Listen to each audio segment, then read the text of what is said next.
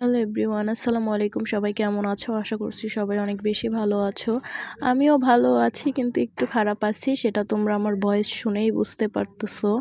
আমার অনেক ঠান্ডা জ্বর, যার কারণে আমি এই 2-3টা দিন বেশি হবে তোমাদের রান্নার ভিডিও দিতে পারি নাই, বা যেটাই বলো, যে যাই ভিডিও করি তোমাদের সাথে তো শেয়ার করি, কিন্তু এই অসুস্থর কারণে আমি তোমাদের সাথে কিছু শেয়ার করতে পারতেছি না।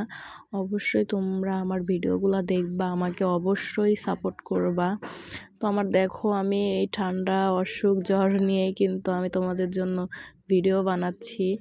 আমি জানি আমাকে কিছু কিছু মানুষ ভালোবাসো, এজন্যই আমি টুকটাক করে এগিয়ে যেতে পারতেছি। সবাই আমার জন্য দোয়া রাখবা, আমিও তোমাদের জন্য দোয়া করব।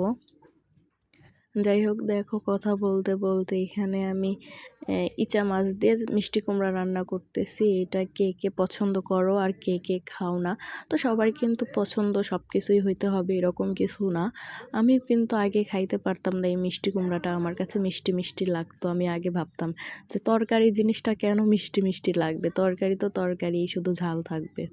তো এখন আমি অনেক বেশি পছন্দ করি। যেটা আমার একসময় একদমই খারাপ লাগতো, সেটা এখন আমার একদমই বেশি ভালো লাগে। তো যাই হোক, তোমরা কিন্তু অবশ্যই কমেন্ট করবা কার ভাল লাগে কার ভালো লাগে না।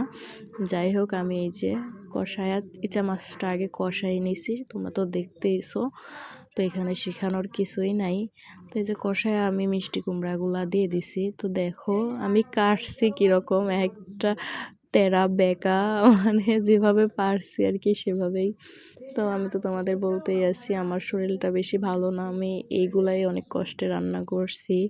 যাই হোক, তোমাদের কাছে এই রান্নাগুলা কিছুই না, কিন্তু আমার কাছে অনেক কিছু, কারণ আমি রান্না পারতাম না, এখন যে পারি এটাই আমার কাছে অনেক।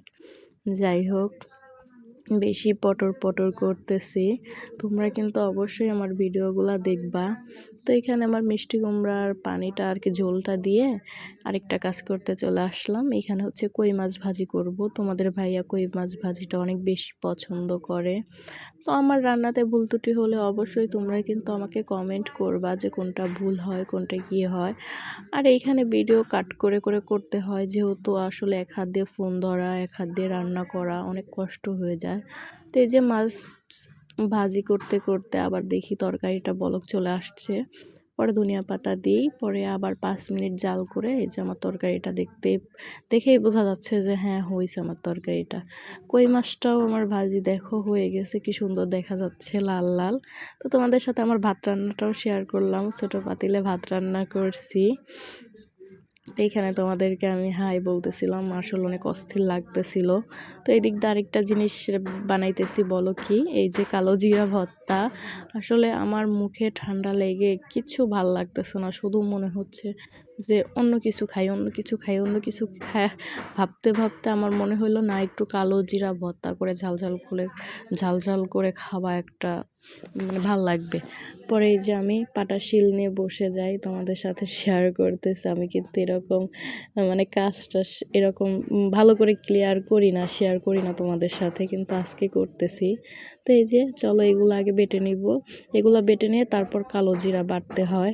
তো কালো জিরাটা অনেক শক্ত, একটু ভাজলে নরম হয়, কিন্তু অত শক্তও না।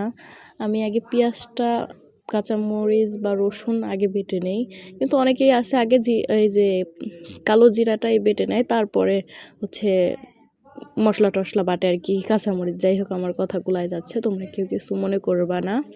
আর কে কে আমার পাবনার ভাষায় কথা